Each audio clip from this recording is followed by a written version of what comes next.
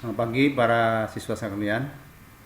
Pada kesempatan ini Bapak mencoba menjelaskan tentang keselamatan kerja dalam kerjaan las oxyacetylene. Pada dasarnya, baik itu las oxyacetylene maupun las busur listrik atau listrik, peralatan keselamatan kerja hampir sama. Ya, cuma ada beda-bedanya, cuma ada pada beberapa bagian saja. Adapun tujuan dari pembelajaran ini adalah salah satunya adalah para siswa bisa menjelaskan peralatan keselamatan kerja, menjelaskan dan menyebutkan bahaya yang timbul saat bekerja, menyebutkan tentang sinar yang terjadi pada saat pengelasan, dan termasuk sekali menggunakan atau SOP dalam memakai peralatan keselamatan kerja. Baik, kita lanjutkan. Nanti di sini ada beberapa tugas sebetulnya untuk memahami materi ini. Nanti bisa dibaca sendiri. Sekarang kita lanjut pada bahan berbahaya. Di pada las oxyacetylene kita menggunakan nyala api hasil pembakaran gas etilen dan gas oksigen untuk memanaskan bagian logam yang akan disambung dan mencairkan bahan pengisinya. Las oxyacetylene banyak dipakai untuk pekerjaan perbaikan bodi otomotif dan pemotongan logam. Dengan pekerjaannya harus mempunyai sertifikat tanda lulus pelatihan. Jadi kalau sekarang disebut dengan sertifikat kompetensi. Kita lanjutkan saja tentang peralatan dan keselamatan kesehatan kerja operator atau pekerja dalam pekerjaan praktek las oxyacetylene. Pakaian praktek ini dalam ruangan bangkel harus menggunakan pakaian praktek yang standar ya, yang memenuhi standar. Banyak sekali beredar itu, dan ada juga kita sekolah juga sudah menyediakan tentang seperti apa pakaian praktek yang layak dan memenuhi syarat. Jadi syaratnya apa saja? Pertama, tidak terlalu sempit dan tidak terlalu banyak, kemudian bagian yang terbuka, kantung harus tertutup, bagian kancing harus kuat, bahan kain mempunyai daya serap panas yang baik. Jadi kainnya coba yang tidak panas seperti katun misalnya. Kemudian selama pakaian bekerja dipakai untuk bekerja, jangan sekali-kali mengantungi benda-benda yang mudah terbakar. Misalnya ada korek api di kantong, ada kertas, ada zat kimia dan lain-lain sebagainya.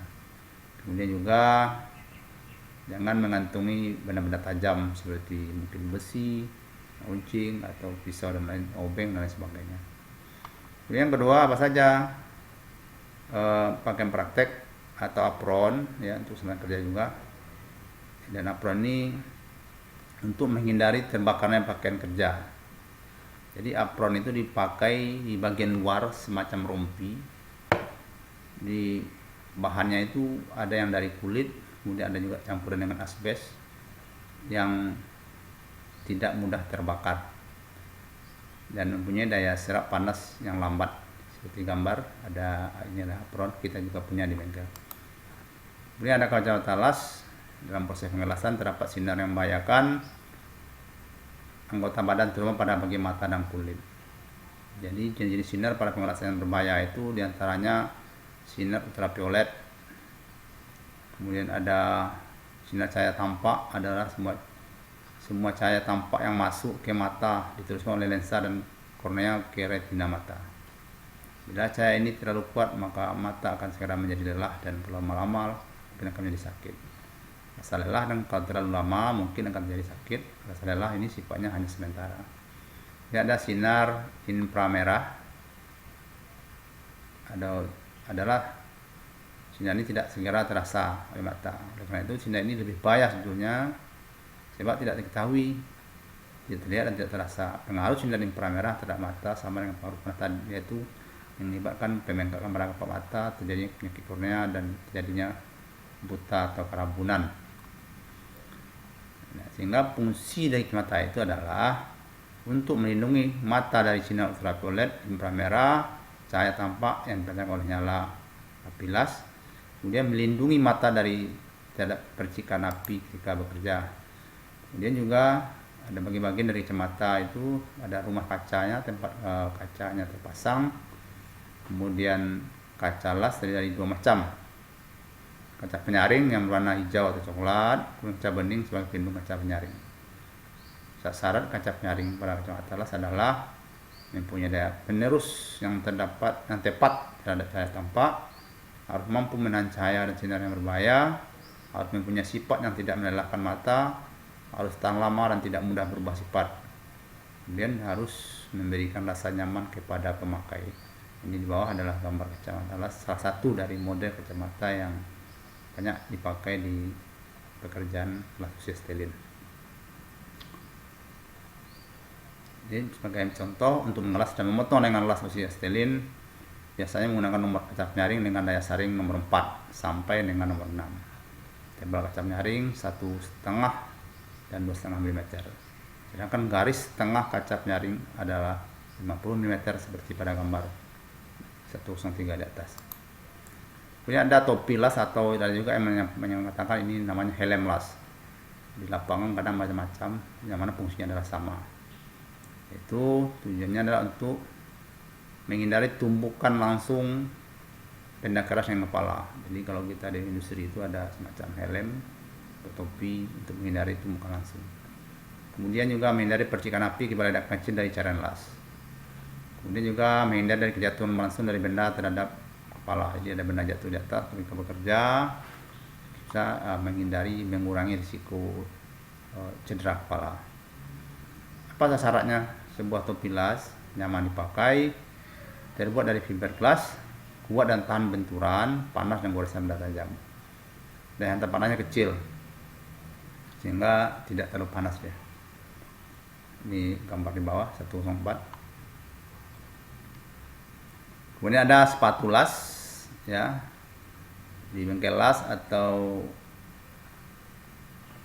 di dalam sebuah tempat bekerja ada yang namanya kita harus menggunakan sepatu las ya, yang pasti gunanya untuk melindungi kaki. Terbuat dari bahan yang baik, bisa juga dari kulit ya, karet yang pejal atau telapaknya, nah, ini contohnya, sehingga bisa melindungi kaki dengan sempurna. Jadi ininya bisa, kalau bisa mengerucut, bukan terbuka di kejadian, sehingga nanti tidak ada masuk ke dalam serpihan atau percikan api atau logam. Nah, jadi agak mengerucut yang lebih baik. Kalau di pasaran sekarang kan banyak yang terbuka agak longgar. Sekarang ada sarung tangan ya, sarung tangan las. Fungsinya juga sama, untuk melindungi tangan dari panas, bahan-bahan yang tajam, dan juga bahannya juga terbuat dari asbes dan campuran kulit, sehingga tahan terhadap panas. Sarung tangan ini juga harus jauh dari bahan-bahan yang oli atau pelumas ya, sehingga itu tidak membahayakan, tidak mudah terbakar. Gambarnya sarung tangan, contoh sarung tangan. Kemudian ada pengisar asap. Jadi kalau kita bekerja di satu ruangan itu menimbulkan asap yang banyak kalau kita mengelas, apalagi ada 1, 2 atau 3 pekerja yang melakukan las bersamaan. Jadi ada pengisap seperti gambar di bawah, pengisap asap namanya.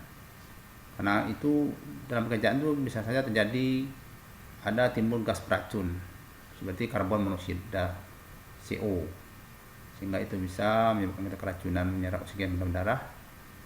Kemudian ada karbon dioksida yang bisa menurunkan O2 yang berada dalam udara luar dan akan membahayakan terhadap pernapasan, terutama yang tutup. Jadi bisa kita sesak napas. Bisa juga orang biasanya keracunan bisa sampai meninggal karena tidak bisa bernapas karena karbon dioksida. Jadi dengan ada pengisap ini bisa dia menyedot debu, asap dan gas dan dibuang keluar dari tempat bekerja, sehingga ruang bisa tetap menjadi bersih. Ya, ini kemudian adalah pertanyaan di review nanti ya. Contohnya tuliskan nama alat-alat kerja yang perlu digunakan pada pekerjaan las. Jadi ada kemudian tuliskan ukuran kaca penyaring untuk las usia stelin. Tuliskan gas yang mungkin timbul saat pengelasan, gas yang beracun. Ini adalah macam-macam sekalian. Saya pikir demikian. Terima kasih. Assalamualaikum warahmatullahi wabarakatuh.